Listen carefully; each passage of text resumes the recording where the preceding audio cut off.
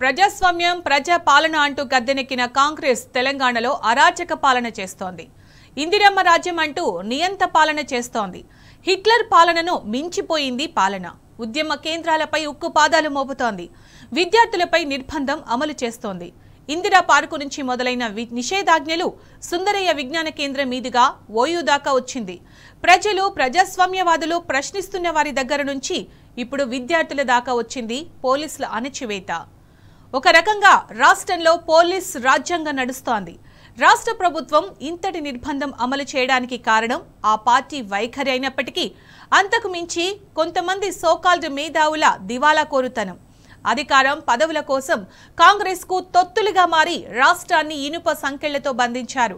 తాము ఏం చెప్పినా పౌర సమాజం నమ్ముతుంది అన్న అతి విశ్వాసమో లేక కాంగ్రెస్ పార్టీ వేసే పదవుల బొక్కలు కారణమో కానీ తెలంగాణను నియంతృత్వం వైపు తీసుకుపోవడంలో ప్రత్యక్షంగా పరోక్షంగా కారణమయ్యారు.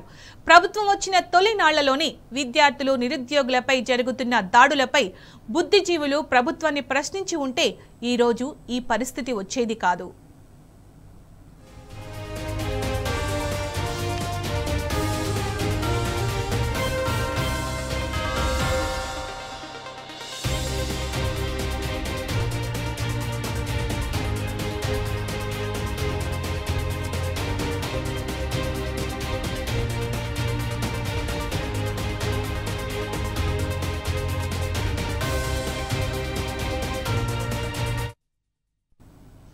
ఆరు గ్యారెంటీలు, రైతు రుణమాఫీ, రైతు భరోసా, మహిళలకు ఇచ్చిన హామీలతో పాటు డిక్లరేషన్లు అమలు చేయాలని డిమాండ్ చేస్తున్న వారిని ప్రభుత్వం ఎక్కడికక్కడ నిర్బంధిస్తోంది.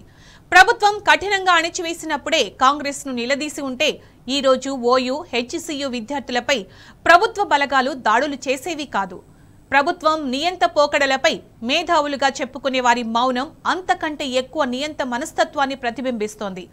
ఇందిరా పార్కులో నిషేధాజ్ఞలు పెట్టినప్పుడు, సుందరయ్య విజ్ఞాన కేంద్రంలో హాల్ మీటింగ్ కోసం అనుమతి తప్పనిసరి అన్నప్పుడు, అశోక్ నగర్లో నిరుద్యోగుల ధర్నాలపై ఆంక్షలు పెట్టినప్పుడు, ట్యాంకు బండిపై అంబేద్కర్ విగ్రహం చుట్టూ కంచెలు కట్టినప్పుడు మేధావులు ప్రశ్నించి ఉంటే ఈరోజు ఓయూలో విద్యార్థుల హక్కులపై నిర్బంధం పెట్టేవారా? ఓయూలో స్టూడెంట్స్ తమ హక్కులతో పాటు సమాజం హక్కుల కోసం చేసే పోరాటాలపై ఆంక్షలు పెట్టేవారా?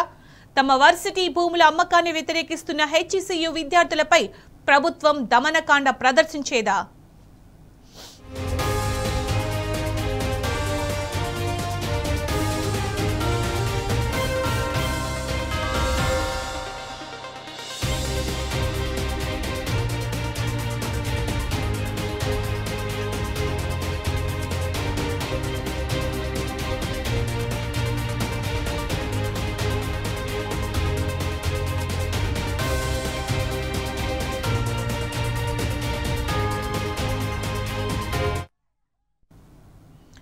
రాజు ఎంత బలవంతుడైనా తన బలం మొత్తం తన వెనుక ఉన్న సైన్యంపై ఆధారపడి ఉంటుంది.